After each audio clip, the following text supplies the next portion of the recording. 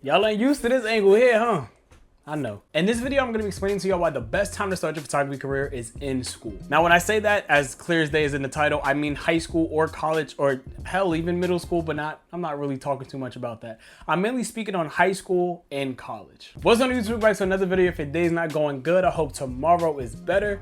You know, subscribe, click that subscribe button and notification bell. Or subscribe. Thank you for your loyalty.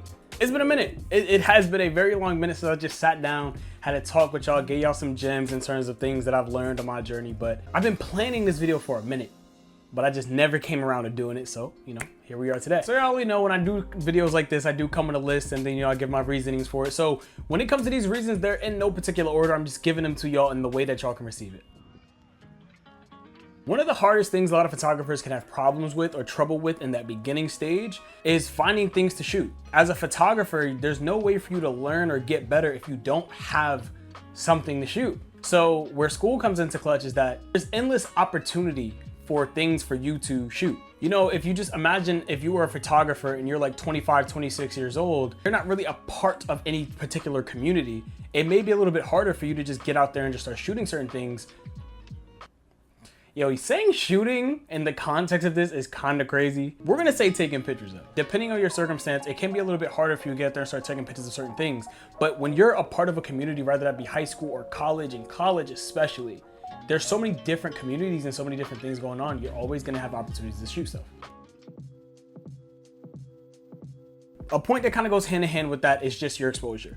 A lot of photographers, even reaching out to me, like you guys always ask me, how do I get exposure? How do I get exposure? How do I get exposure? If you watch my story about how I started my very first video on this channel, I explained I started taking photos at my high school, or I started taking photos of kids that went to high school with me. So it's like at that point, the exposure came from the community I was already a part of because of the school I went to.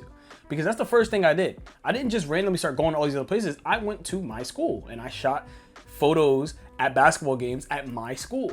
And that's how I grew. That was the foundation of my company, my career as to where I am today. When it comes to a place like school, everybody knows someone. So it's gonna be very easy for your work to spread. So in my situation, I grew my foundation based off of sports photography.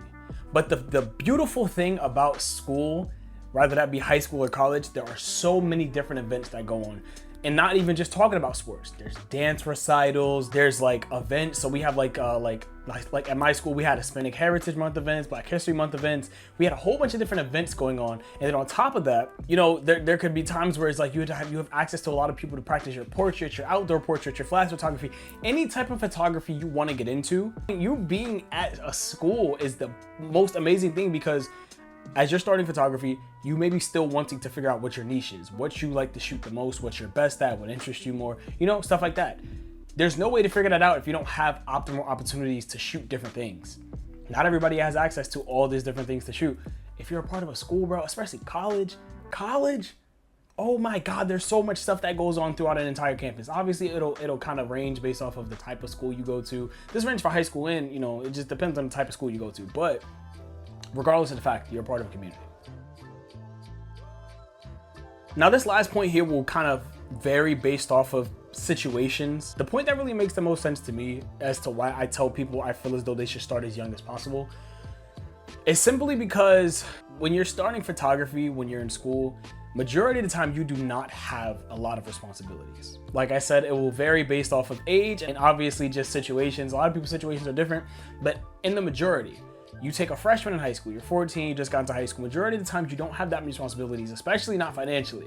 You know what I'm saying? So when it comes to something like photography, it's a very financially demanding field. Freshman year to like senior year, you know, hopefully in a situation where you don't have crazy bills bearing you or something like that, it's the perfect time to invest into something like photography. You can get good equipment, you can invest the time into it because you have the time and you have the money to spend on this type of equipment.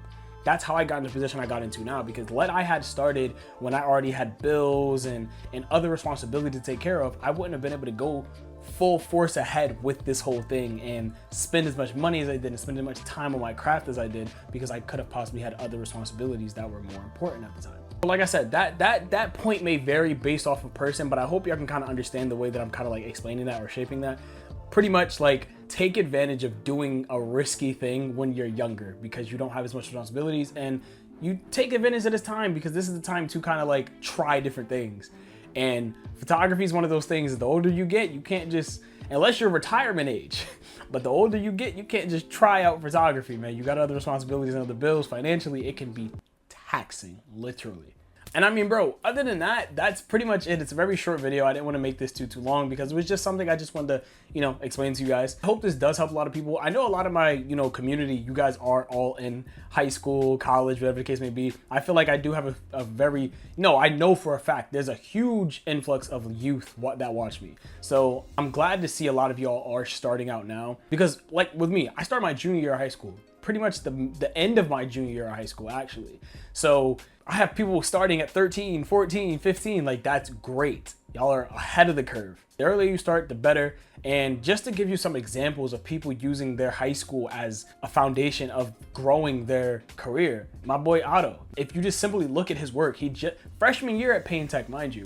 I met this kid the summer before his freshman year, which pretty much, was that last summer? It might have been last summer. It should be last summer though. But yeah, I met him there and he was pretty much just starting out. And his stuff was on the rise because he was working with certain players, you know, at these basketball games. But when he got to his high school, that's when his work really took off. It's a bunch of photographers in my area do that. Like, you know, my boy Rocket, he's the same thing. He's about to graduate from Payne Tech, but he also went to Payne Tech and he was doing work for Payne Tech. You know what I mean? So you do work for your school and you kind of just grow from there. Other than that, that's pretty much all. I do have a couple announcements though. The 10K subscriber giveaway did officially start. The link to that will be at the top of the description down below. Follow the instructions to join. It's very simple. Just submit as many entries as possible daily, whatever the case may be. The more entries you have, the higher the chance you get to win. It's gonna be 5 winners. All the instructions are there. There, click it.